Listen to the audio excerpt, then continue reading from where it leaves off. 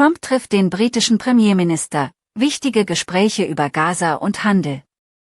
Präsident Trump und der britische Premierminister diskutieren über drängende humanitäre Hilfe für Gaza und ein bedeutendes Handelsabkommen.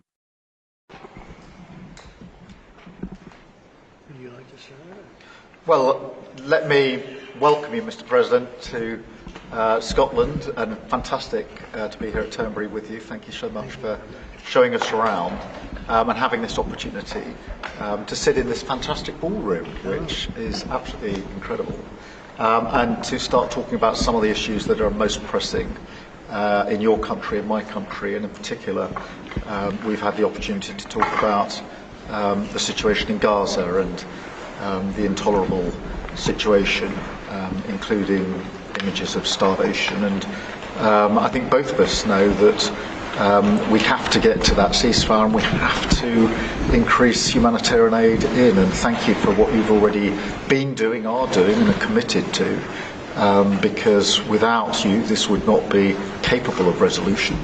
And I think that if we can work not just on the pressing issues of the ceasefire, but also on this issue of getting humanitarian aid in at volume, at speed, and then we've discussed a plan for what then happens afterwards. I think we can do our very best to alleviate what is an awful situation at the moment. So thank you very much for the discussion we've had so far and the discussion we're about to continue on that really important issue. But it's fantastic to be here. Thank you for your hospitality and to see this amazing golf course. I'll invite you to a football ground at some stage and we can exchange sports. It's been great being with you, and thank you very much, Mr. Prime Minister. And you've done a fantastic job with regard to the trade deal. You know, they wanted a trade deal here for years, many years, through many different terms of different people, and you got it done. So I want to congratulate you on that, and it's a great deal for both. It brings unity. We didn't need unity, but it brings us even closer together. I think it's good for both parties. We also discussed obviously Gaza, and I think before we get to phase 2, which is what's going to happen afterwards, we want to get the children fed. We made a contribution a week ago of $60 million, all going into food. We only hope the food goes to the people that need it, because so much, as you know, when you do something there, it gets taken by Hamas or somebody, but it gets taken. But and we're prepared to help. We want to help. It's a terrible situation. The whole thing is terrible. It's been bad for many years. But it's great to hear you feel the same way that I do. We have to help on a humanitarian basis before we do anything. We have to get the kids fed. So we've been sending in a lot of food. A lot of the food that's been going there has been sent by the United States. I spoke yesterday with the President of the European Union, Ursula, who was terrific also on the subject, and she's going to play a big role also in helping us. So we have a good group of countries who are going to help with the humanitarian needs, which is food, sanitation, and some other things. It's very difficult to deal with Hamas. As I said, we got a tremendous amount of hostages out, but it would take place in drips and drabs. You'd get 10, you get 5, you get 2, you'd get 10, 12. We get 12 one time.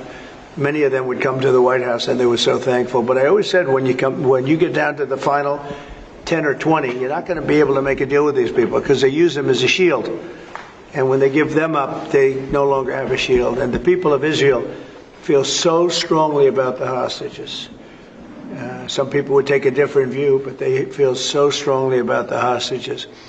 So that's an ongoing process. Hamas has become very difficult to deal with in the last couple of days because they don't want to give up these last 20.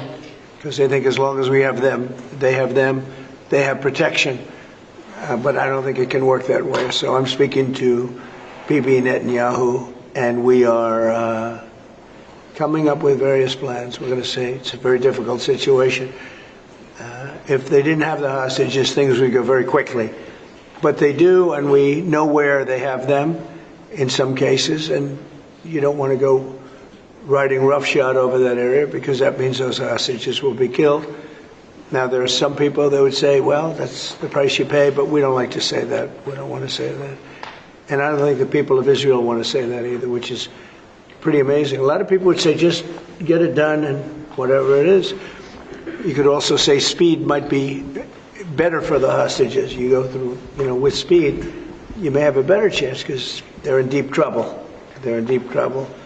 You saw October 7th, and you saw what the damage and the horror that they committed. People can't forget that. They tend to forget it, but they can't forget. That was one of the most evil things I've ever seen. And you just cannot forget that. So we're very much involved. The Prime Minister's involved. I'm involved. And I think I can speak. We just signed a very big trade deal, the biggest of them all yesterday, right? And the European Union is very much involved in wanting to help with the Palestinians in terms of getting people fed.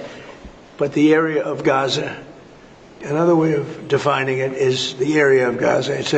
It's a very troubled place, and it has been for many, many years. It has been for many decades. So it's not like this just happened. This has been going on for a long period of time. So that's it. Our hearts are in the right place.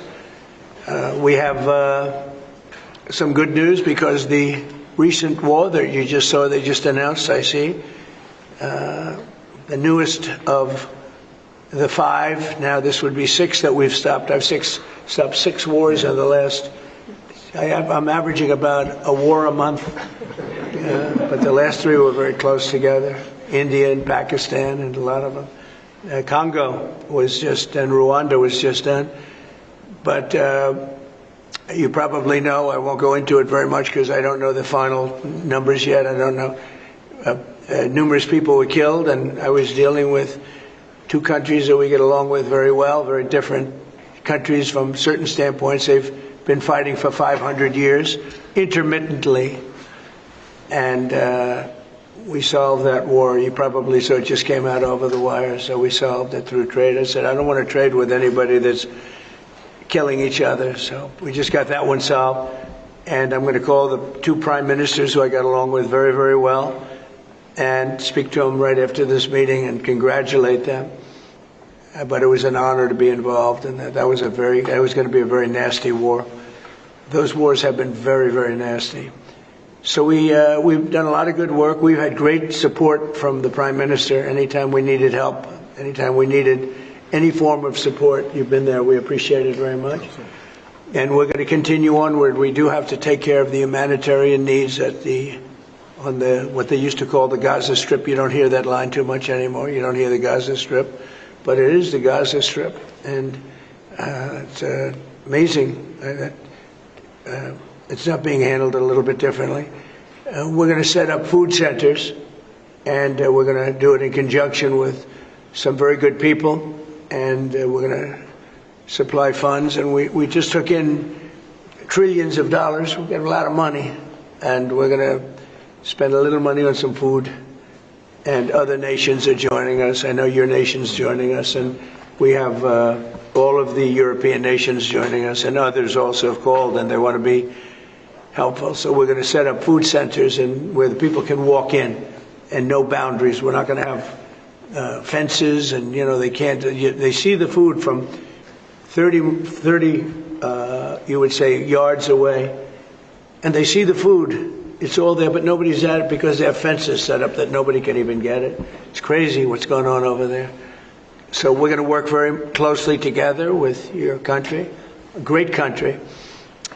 We also discussed inside that we are, there's a whole new thing happening with regard to energy from nuclear. And the Prime Minister is looking at that very strongly, and I know you have Rolls-Royce nuclear plants. That sounds pretty good, right? I love that. What a great brand that is. But you're also doing the Rolls-Royce or the nuclear plants, the smaller plants. We're doing smaller and bigger, but the small is interesting. They do a small plant, very easy, very safe, and as they need more, they hook up another plant, and they have a series of plants instead of, doing the $20 billion plant. That gets tough for a lot of people to do. So we're just studying that. It sounds like you're you're very far progressed, but that's a great thing you're doing on nuclear. We opened up nuclear about 2 months ago, and it's now safe and very inexpensive. No, we see civil nuclear as a big part of the future as we go to sustainable, independent energy, and I think that between the two of us we can work very much more closely Yes. on this, and we've agreed that that's our ambition, that's our aspiration, and this is going to be a big part of the future when it comes to energy. And you can see in the last few years energy has been weaponised, prices have dictated both families and businesses across the United Kingdom, and therefore taking control of energy is a huge prize. So the more we can work together on this, the better, and small modular reactors are a very big part of the future here, and we've got great companies like Rolls-Royce involved in that. So I'm very much looking forward to working together with you, Good. Mr. President. We'll do that. We'll do that. We're going up to your oil capital in a little while. We're going up to Aberdeen. That's called the oil capital of Europe, and it's a great asset that you have up there. Someday, if they ever change their thinking on that, you have a great and valuable asset. There's a lot of valuable resources underground there, but that's a decision for you to make. But it's a very amazing place, and it is considered the oil capital of Europe. So it's another option that you have. So we are doing really well as a country, and I think that the Prime Minister has been so supportive of us, and so strong and so respected, and I respect him much more today than I did before, because I just met his wife and family. He's got a perfect wife and family, and that's never easy to achieve, right? But I take no credit for that. But he's become a friend, and together we got a deal done that has not been able to be done. It was a deal that's very good for both parties. A really good deal for both of our countries, and very, very well received here in the United Kingdom. So thank you very much for having us. Thank you. Appreciate it. Any questions? Mr. President, on Russia, earlier you said that you were going to change the deadline from 50 days. Yeah. So what is your new deadline? I'm going to make a new deadline of about 10 or 12 days from today. There's no reason in waiting. There's no reason in waiting. It's 50 days. I want to be generous, but we just don't see any progress being made. Mr. President, you just talked about setting up food centres in conjunction with other organisations. Right. You talk about the Gaza Humanitarian Foundation or recognised aid agencies. How will this work? Well, it's going to be working with the United States. We'll be helping with the food. You know, we have a lot of access to food. We got a lot of food ourselves, and we're going to bring it over there. We're also going to make sure that they don't have barriers stopping people. You know, you've seen the areas where they actually have food, and the people are screaming for the food, and they're 35, 40 yards away, and they won't let them because they have lines that are set up. And whether they're set up by Hamas or whoever, but they're very strict lines, so we have to get rid of those lines. But we're going to be getting some good, strong food. We can save a lot of people. I mean, some of those kids that's real starvation stuff. I see it. And you can't fake that. So we're going to be even more involved. We did some airlifts before, some airdrops, and the people are running for it. And the Prime Minister is going to help us. They're very effective with that. You've done that before, and for many, they've done that for 100 years very well. So it's not very hard to do, actually.